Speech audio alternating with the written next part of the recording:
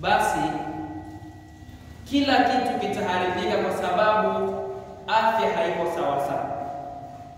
Na pia vile vile mihangaiko ya dunia itakuwa imeisha, kwa sababu ya afya bado haijawa sawa sawa.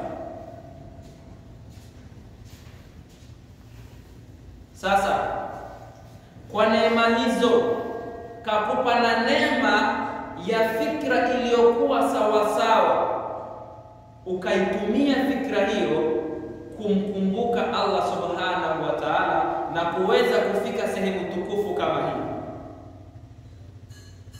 Ni neema.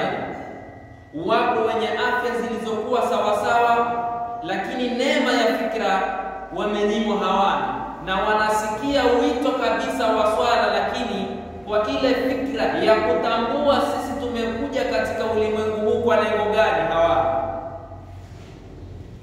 Basi wapo kabisa wengine wanaelewa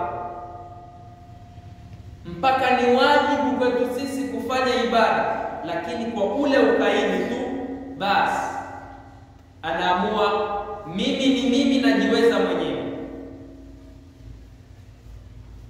Ikhwani fillah, tuzitumie neema za Allah vilivyokuwa vizuri, maana kila kitu sisi tunachokitumia katika ulimwengu huu ni neema inayotoka kwa Allah subhanahu wa ta'ala, na sio kwa ujanja wetu. Useme mimi ni mjanja kwenye utafutaji, au wengine ambao kwamba hawana basi ni uzembe wao. Hapana, hiyo ni neema ya Allah subhanahu wa ta'ala. Yarzuqu man yasha'u bighairi hisab. Pia vile vile pasina ya kumtakia rehema au pasina ya kuacha kumtakia rehema kiongozi wa umma Mtume Muhammad sallallahu alaihi wasallam, mtume ambaye kwetu sisi ni rehema, mtume ambaye bila ya yeye sisi tusingekuwa na Uislamu kama hivi. Lakini vilivyo mtume kipindi hicho anapigania Uislamu uende mbele. Waislamu walikuwa ni wachache kama hivi leo tulivyo wengi, alafu tunashindwa kufanya Uislamu uende mbele zaidi.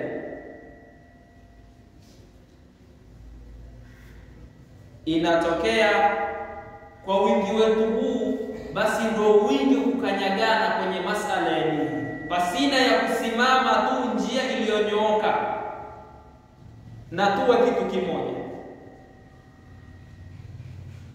Ikhwani fillah, ninakuhusieni pamoja na kuhusia nafsi yangu katika jambo la kumcha Allah subhanahu wa ta'ala, kujirekebisha, turudi katika toa ya Allah subhanahu wa ta'ala. Kumcha Mwenyezi Mungu kwetu sisi ni jambo ambalo kwamba linatakikana na ni wajibu kwetu sisi, kila mmoja amche Allah subhanahu wa ta'ala.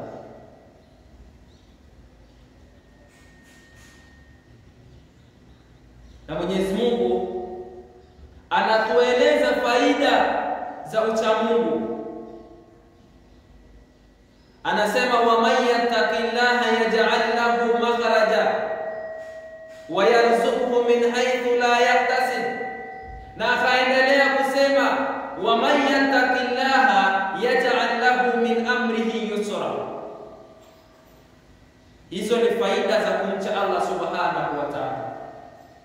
Yeyote mwenye kumcha Allah subhanahu wa ta'ala, yaj'al lahu min amrihi yusra, Mwenyezi Mungu hujalia katika mambo yake yote anayafanya kuwa mepesi, lakini kwa kuzingatia nini? Uchamungu. Hivi leo kila jambo linalokuja mbele yetu linakuwa ni zito. Sababu nini? Uchamungu tunauacha. Matatizo yanayotufika inakuwa ni ngumu kutatulika. Shida inakuwa ni nini?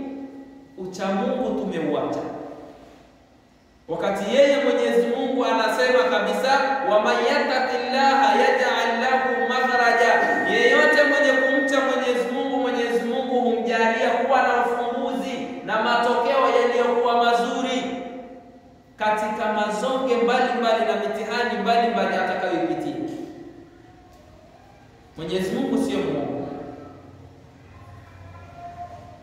Ukashikamana na vile anavyotaka Mwenyezi Mungu uwe, basi shida zote hizo zitakuwa kwako ni tofauti na wale ambao kwamba hawamchi Allah subhanahu wa ta'ala. Ninakusihi kwenye jambo la uchamungu. Uchamungu wenyewe ambao kwamba ni kufuata tu yale aliyokuamrisha Mwenyezi Mungu na kuacha yale aliyokukataza. Kakuamrisha uswali, ufunge, basi fanya hivyo. Kakukataza mambo mbalimbali ambayo kwamba hayafai na ni haramu kwa mambo hayo. Kakukataza usisengenye, usifitinishe, usiibe, basi usizini, basi katazika na mambo hayo. Lakini ukaenda kinyume, mambo nayo kwako yatakuwa kinyume vile vile, hutokuwa na matokeo yaliyokuwa mazuri. Ikhwani fillah, mada yangu ya hutuba ya leo nitazungumzia katika swala zima la tauba ya kweli. Ndugu Waislamu, Mtume anasema kullu bani adam khata'un wa khairul khata'in at-tawwab. Kila mwanadamu ni mkosefu, anakosea kila mwanadamu, lakini sasa aliyekuwa mbora ni yule anayekosea alafu akatambua nimekosea, akarudi kwa Allah subhanahu wa ta'ala. Huyo ndio mbora.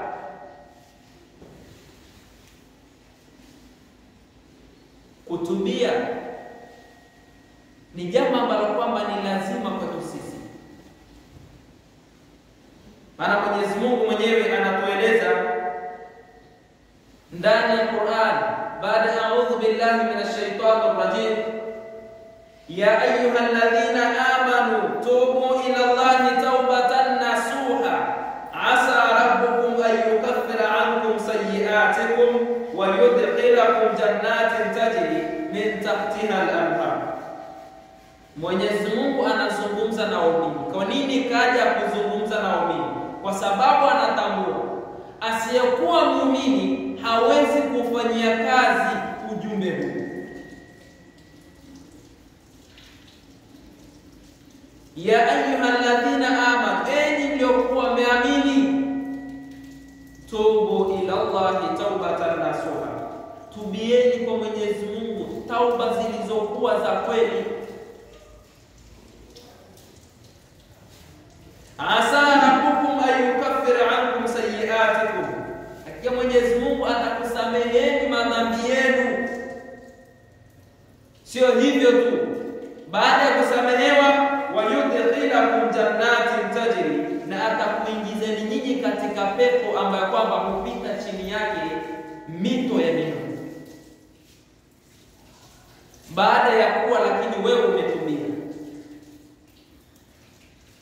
Hivi leo tauba hizo haziko za kweli, lakini tufahamu na tujue vile vile wanawachuoni wanazungumzia vipi kuhusu ya tauba ya kweli, ili uwe umetubia na tauba yako ikawa ya kweli. Iko vipi? Kala ulama wamesema wanawachuoni kuhusu tauba, at-taubatu wajibatun, tauba ni lazima, min kulli dhanbin, kwa kila dhambi. Fa in kanat al-ma'siyatu baina al-'abdi wa baina Allah, yatakapokuwa madhambi ima maasiya ni kati ya mja na Mwenyezi Mungu, la tataallaq bihaqqi adami, hayafungamani maasi hayo na haki ya mwanadamu. Yani wewe umemkosea Mwenyezi Mungu, sio mwanadamu. Madhambi yale umeyafanya wewe kwa kumkosea Mwenyezi Mungu, hajahusika hapo mwanadamu mwingine, ni wewe tu na Mwenyezi Mungu. Wanawachuoni wanasema tauba hiyo thalatha shurut, ina masharti matatu. Ili tauba yako hiyo iwe imekuwa ni taubatan nasuha, yazingatiwe masharti matatu. Lakini ikiwa dhambi umefanya ni ya wewe na Mwenyezi Mungu, tofauti na dhambi ukimfanyia mtu, masharti yake ni mengine au yanaongezeka. Sharti la kwanza linakuwa ni sharti gani ili unapotubia ujue tauba yako ni taubatan nasuha? Ayukli anil maasi, kwanza ujing'oe, kwa maana ujiondoe kwenye maasi yale ambayo kwamba umeyafanya na unayatubia, ujiondoe kabisa. Usije ukatubia alafu tena baadaye unarejelea yale ambayo kwamba umeyatubia mchana ima asubuhi. Hilo ni sharti la kwanza. Ukiwa umelifanya hilo ukatubia alafu tena baadaye ukalirejea, hapo hakuna tauba nasuha. Wathani, na sharti la pili wanawachuoni wanazungumza, ayandama ala fi'liha. Sharti la pili ni ajute, kwa nini mimi nimelifanya hili? Lazima ujute kwa maasi ambayo kwamba umefanya. Wathalithu, na sharti la tatu, ayyazima alla yamuda ilaiha abadan, azimie, kwa maana asirudie hilo kosa alilolifanya jumla. Ikhwani fillah, ukakamilisha hayo, basi wewe hata ukatubia tauba yako itakuwa ni taubatan nasuha. Lakini unatubia leo, kesho unarejelea lile lile, tauba haipo hivyo. Tujirekebishe waja wa Allah, tufanye tauba ambazo kwamba ni za kweli. Lakini sasa wanawachuoni hao wakazungumzia kuhusu tauba, wa in kanat al-ma'siyatu tata'allaqu bi adamiyyi, yakiwa maasi uliyoyafanya yanafungamana na wanadamu, ima na haki za wanadamu,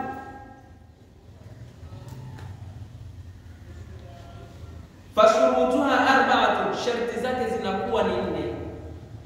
Unapokuwa wewe umemuasi Mwenyezi Mungu, lakini umedhulumu nafsi za watu, basi tambua masharti yake yanakuwa ni 4. Yanakuwepo yale masharti ambayo kwamba, cha kwanza ujiondoe kule, alafu ujute juu ya lile ulilolifanya, alafu uazimie kutokurudia. Lakini sharti la 4 linakuwa lazima ukawatake radhi wale uliowakosea. Kama ulidhulumu, rudisha kile ulichokuwa umekidhulumu. Kama ulisengenya, nenda kamuombe msamaha yule uliyekuwa umemsengenya. Hayo ndio maasi ambayo kwamba yanafungamana na haki za wanadamu.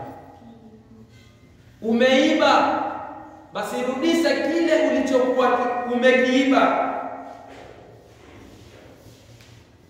ili tauba yako iwe ni taubatan nasuha.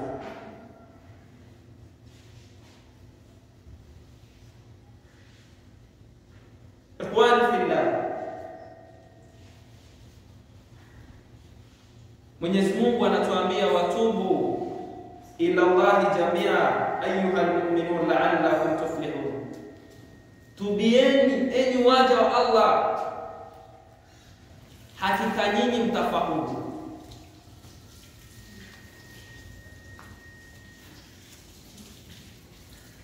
Ikhwani fillah, kila mwanadamu ana makosa na kila siku tunafanya makosa, lakini tukumbuke kurejea kwa Allah subhanahu wa ta'ala na kufanya tauba ambazo kwamba ni za kweli, kutokurudia haya ambayo kwamba tumeyafanya.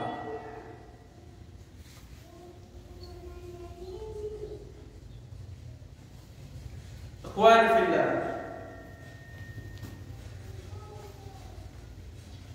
وعن أبي هريرة رضي الله عنه كتب أبي هريرة قال سمعت رسول الله nilimsikia mtume sallallahu alayhi wasallam yakulu akisema, wallahi, na apa kwa Mwenyezi Mungu, inni la astaghfirullah wa atubu ilayhi fi yawmi akthara min 70 marra. Mimi nilimsikia mtume sallallahu alayhi wasallam anasema, wallahi, mimi ninamtaka msamaha Mwenyezi Mungu kwa kila siku zaidi ya mara 70. Huyo ni mtume sallallahu alayhi wasallam, alikuwa akileta istighfar, akitubia kwa Allah subhanahu wa ta'ala kwa siku zaidi ya mara 70. Mimi na wewe kwa siku tunatubia mara ngapi? Alafu tuzingatie yule ni mtume, alikuwa amesamehewa dhambi zilizokuwa zimetangulia na ambazo kwamba bado alikuwa hana maasi. Mimi na wewe tunayemaasi usiku na mchana, tunatubia mara ngapi? Ikhwani fillah, tuzinduke.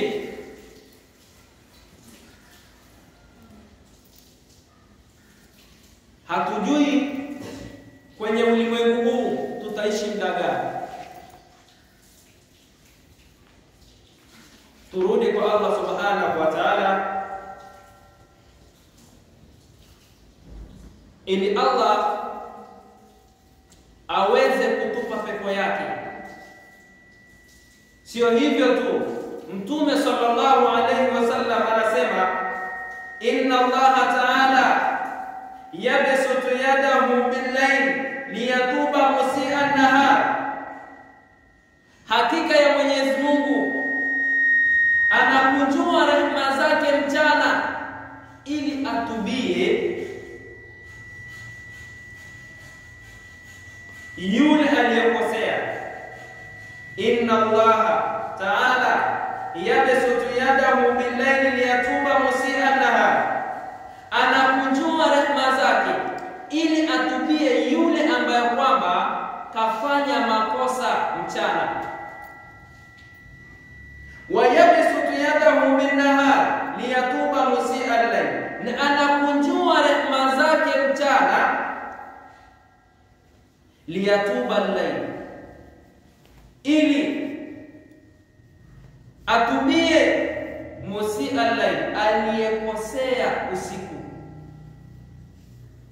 Rehema za Mwenyezi Mungu zipo kwetu sisi kila wakati. Mwenyezi Mungu kakunjua rehema zake ili sisi tuweze kutubia. Ikhwani fillah, kurejea kwa Allah ni jambo ambalo kwamba ni wajibu kwetu sisi tulifanya, kwa maana pasina ya kufanya hivyo pepo ya Allah subhanahu wa ta'ala itakuwa ni ngumu kwetu sisi. Wallahu tabaraka wa ta'ala yaqul wa biqawlihi yahtadi al-muhtadun fa idha qara'ta al-Qur'ana fasta'id billahi minash shaitanir rajim. A'udhu billahi minash shaitanir rajim. Wal 'asr innal insana lafi khusr illa alladhina amanu wa 'amilus salihat wa tawasaw bil haqqi wa tawasaw bis sabr. Barakallahu li wa lakum bil Qur'anil 'azim wa nafa'ani wa iyyakum bil Qur'anil 'azim wa nafa'ani wa iyyakum wallahu tabaraka. Barakallahu li wa lakum bil Qur'anil 'azim wa nafa'ani wa iyyakum bil ayati wa dhikril hakim. Aqulu qawli hadha wa astaghfirullahal 'azim li wa lakum wa lisa'iril mu'minina wal mu'minat fastaghfiruhu innahu huwal ghafurur rahim. Ad'ullaha wa antum muqimuna bil ijabah.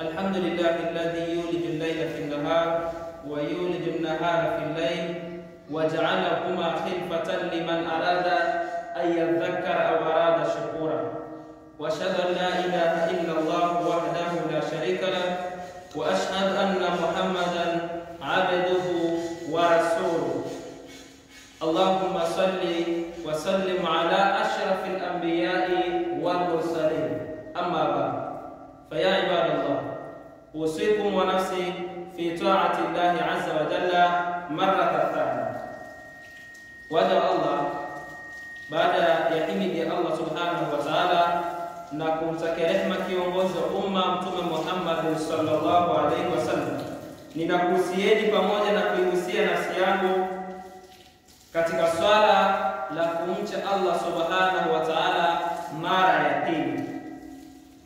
Ikhwan fillah, ni kama tulivyoambiwa katika hutuba ya kwanza, tushikamane na swala zima la kufanya tauba zilizokuwa za kweli, tauba ambazo kwamba zitatufanya sisi tuwe na maisha ambayo kwamba baada ya sisi kuondoka yawe ni maisha mazuri.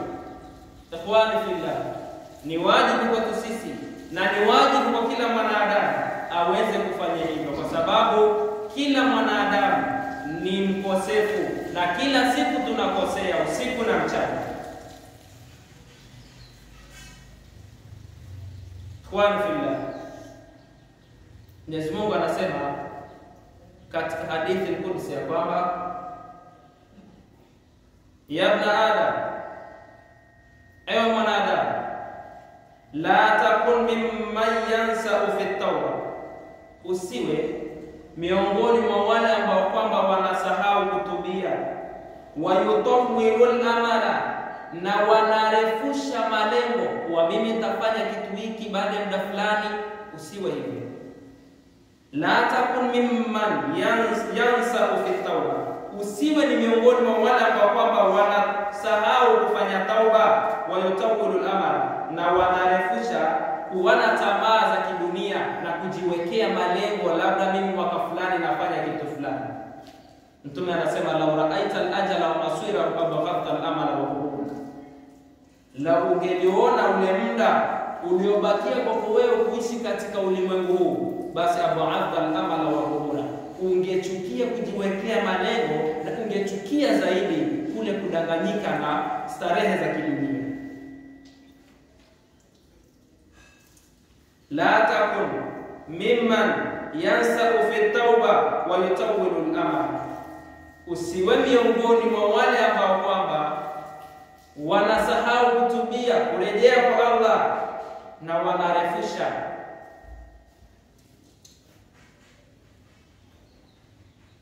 kujiwekea malengo na matarajio fulani, kama wanajua maisha yao bado yanaendelea. Wayarju al-akhirata bi'ayri amali, na wanaotarajia akhira pasina ya amali ambazo kwamba wazitanguziliza kwa Allah subhanahu wa ta'ala. Wayaqulu qawla al-kadhibina, na wanasema maneno ya waongo. Wayamal amala al-munafiqin, na wanafanya matendo ya watu wanafiki. Ikhwani fillah, tuzingatie tauba ili sisi tuweze kuwa sawa. Tufahamu ma min yawmin jadidin illa wal ardu tuqatil. Fahamu, inapokuja siku mpya, asubuhi inapoingia, ardhi inakusemesha. Inakwambia nini ardhi? Ya ibn Adam, ewe mwanadamu, tamshi ala dhahri wa masiruka ila batni, unatembea katika mgongo wangu, lakini fahamu mwisho wako mimi utaishia tumboni mwangu. Tumejipanga vipi? Na hayo maneno yananadiwa kila siku na ardhi. Unatembea juu ya mgongo wangu, lakini fahamu mwisho wako wewe ni ndani ya tumbo langu. Watadhahabu ala dhahri, na unacheka na kufurahi juu ya mgongo wangu. Thumma tabki fi batni, utajalia wewe ndani ya tumbo lako. Hiyo ni ardhi, maneno inasema kila siku. Watafrahu ala dhahari thumma tahzan fi batni, na unafurahi ndani ya mgongo wangu, lakini fahamu utaja kuzunika wewe ndani ya tumbo lako. Watudhnibu ala dhahari, na unatenda madhambi juu ya mgongo wangu. Thumma tu'adhab fi batni, kisha utajaadhibiwa wewe, fahamu, ndani ya tumbo lako. Wataakulu samawati ala dhahari, na unakula matamanio mbalimbali juu ya mgongo wangu. Thumma akulu kadu, kisha watakutafuna wewe wadudu. Fi batni, ndani ya tumbo lako. Ya magharur, ewe mwenye kudanganyika na ulimwengu huu, zinduka na ufahamu, rejea kwa Allah ili upate maisha ambayo kwamba ni mazuri baada ya wewe kuondoka. Tunajiandalia makazi gani? Kwa bali insani ala nafsihi basira. Mimi na wewe, kila mtu anajijua mimi najiandalia kitu gani baada ya kuondoka katika dunia hii. Tusitaraji kuzipata akhera zilizokuwa salama pasina ya kufanya na kutaabika na amali za kumridhisha Allah subhanahu wa ta'ala.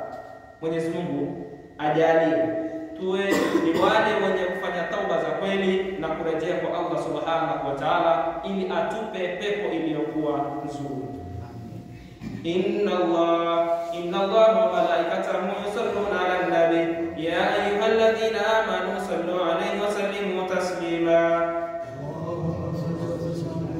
Allahumma arda 'an khalifati nabiyyika al-tahqiq sayyidina Abi Bakr as-Siddiq wa radallahu 'anil imam al-awwab sayyidina Umar ibn al-Khattab wa radallahu 'an dhil-nurayn wal-burhan sayyidina Uthman ibn Affan wa radallahu 'an laythi bani Khalid sayyidina Ali ibn Abi Talib wa radallahu 'an as-sahabati kullihim ajma'in. Alhamdulillahi rabbil alamin, wassalatu wassalamu ala ashrafil anbiya'i wal mursalin. Allahumma inna nas'aluka ridhaka wal jannata wa na'udzu bika min sakhatika nar. Allahumma inna nas'aluka ridhaka wal jannata wa na'udzu bika min sakhatika nar. Allahumma inna da'unaka ma amartana fastajib lana kama wa'adtana innaka la tukhliful mi'ad. Allahumma ighfir lil mu'minina wal mu'minat wal muslimina wal muslimat fastaghfiruhu ibadallah.